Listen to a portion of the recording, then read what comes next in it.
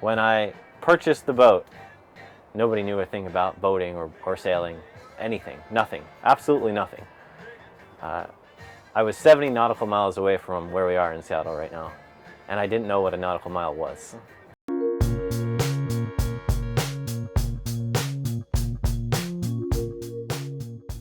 I felt as though I was anchored to my life in Boston. I felt like I was anchored to the condo, to the job. I was working in this cycle, in this machine.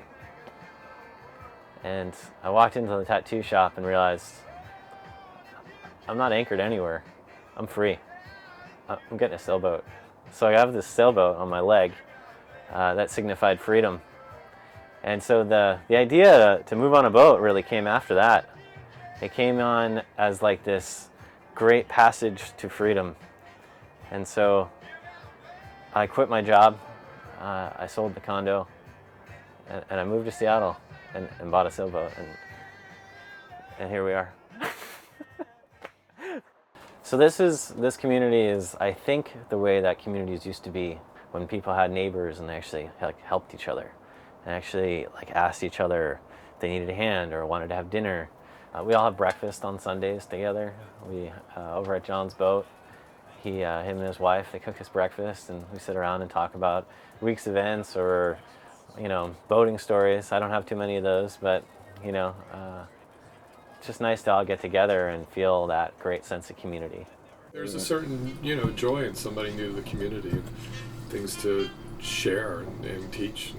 It's like an excitement of a child. You get to become excited again. Yes. Oh yeah, very much so.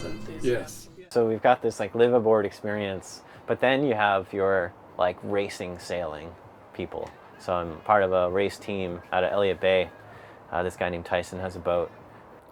I learned quite a bit in the last 6 months from Tyson and just crewing on that boat. Derek here, he came on the boat originally, and I think he said something. He's like, oh yeah, I own a 38-foot boat, and this and that. So I was like, okay, the guy probably knows a few things. I knew that there were lines that you pulled, and I knew that sails went up and they came down. Other than that, I knew basically nothing.